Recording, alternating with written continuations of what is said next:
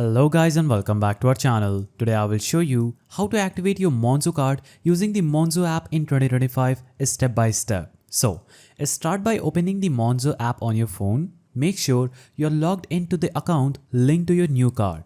Once you open the application, you will see a notification banner at the top saying your new card has arrived. Activate now. If you don't see the prompt, tap the Home tab, then scroll until you find a section that says Card or Activate your new card. Tap on the activation button and you will be asked to enter the last 4 digits of the card number printed on the front of your Monzo card.